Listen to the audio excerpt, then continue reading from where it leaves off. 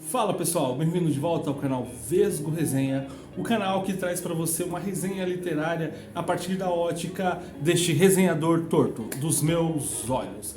Bom, primeiramente eu estava com saudade de gravar um vídeo, né? Em primeiro lugar, obrigado Deus por permitir que isso aconteça novamente. E estamos de volta a essa empreitada nova, nessa segunda temporada do Vesgo Resenha.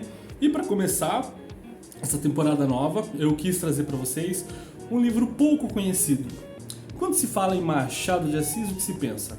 Ora, pensa-se primeiro em Dom Casmurro, pensa-se primeiro em Quincas Borba, não é mesmo?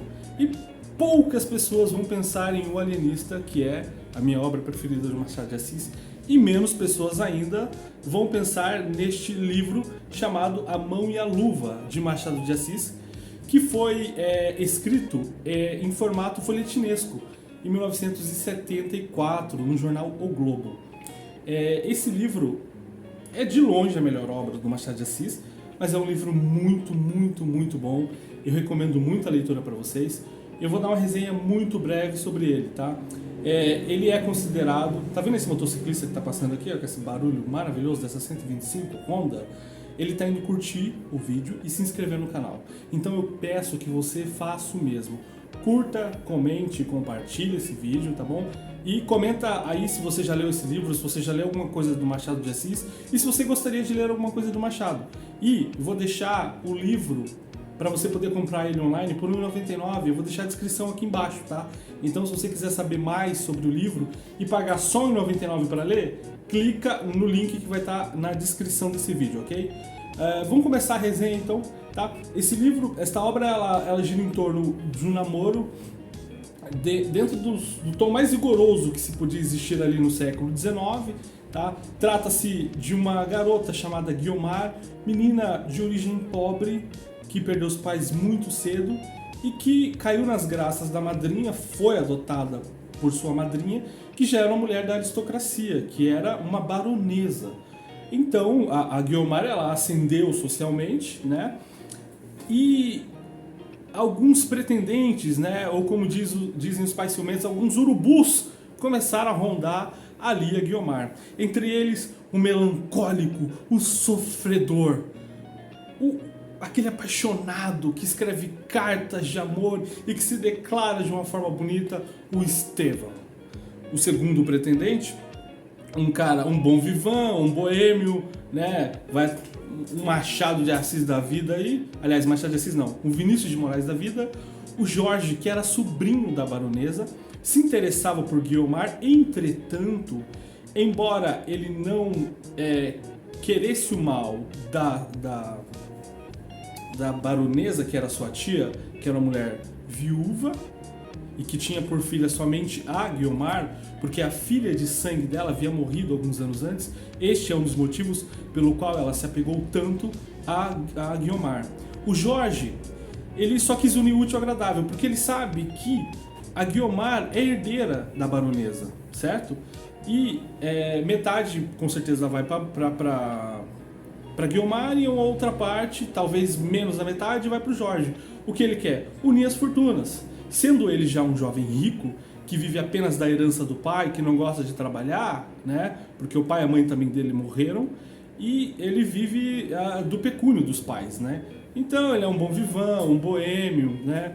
Não é um personagem que pode ser considerado um vilão, porque em nenhum momento ele tenta trazer o mal, mas ele sim articula algumas coisas para poder se casar com a Guiomar.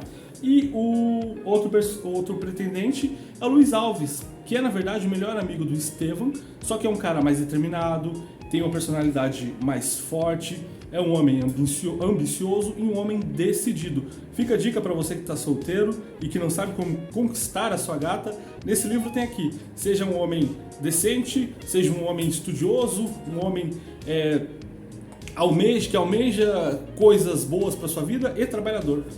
No final das contas, o Estevão ele já começa o livro desabafando dos seus sofrimentos, das suas lamúrias, do seu choro, que ele é apaixonado por Guiomar, mas Guiomar não dá atenção para ele. A Guiomar não quer nada com ele.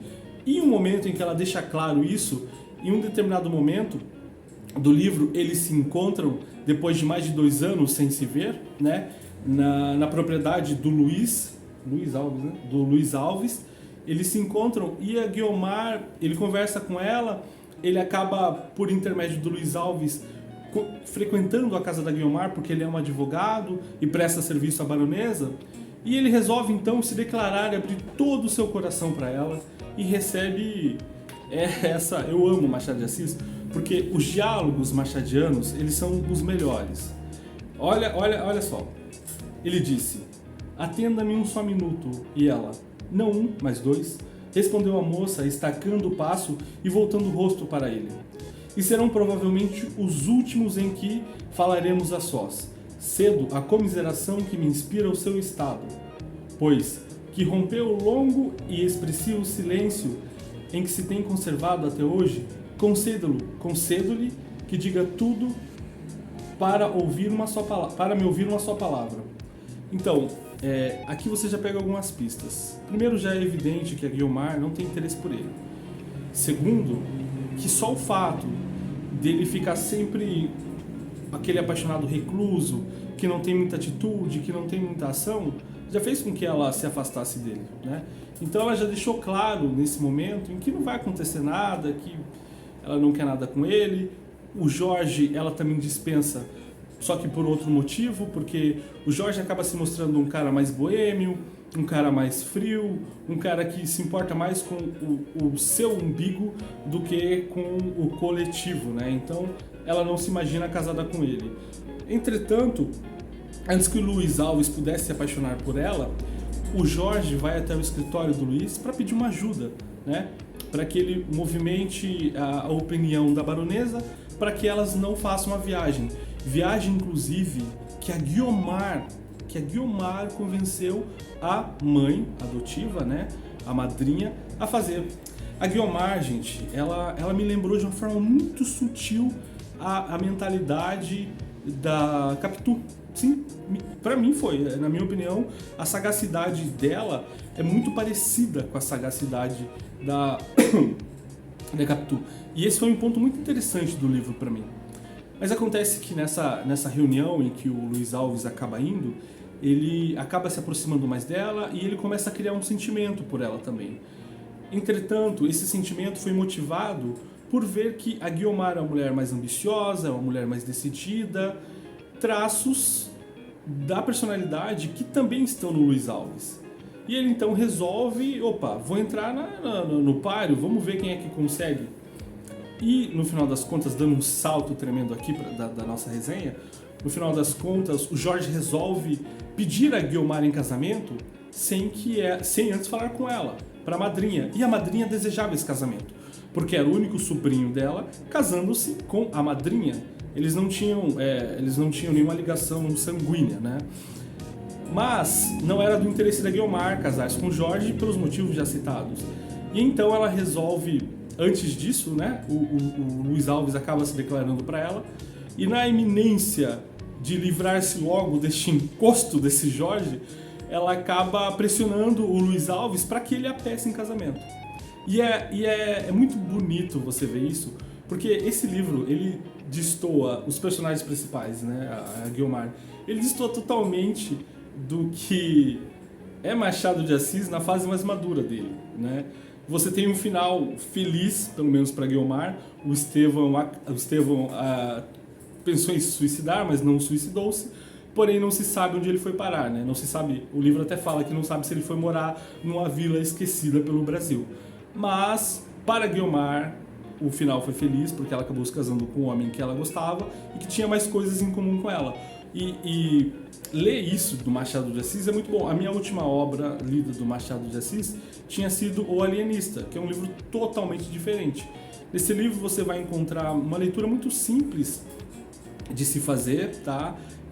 E também tem até um pouco do desenvolvimento do psicológico desses personagens, mas é algo muito singelo também. Mas fica a recomendação para que vocês procurem este livro e não se esqueçam de curtir o vídeo e não se esqueçam que o link para a compra do livro vai estar aqui embaixo, tá certo? Gente, muito obrigado pela atenção de vocês mais uma vez e tchau, tchau, galera. Fiquem com Deus.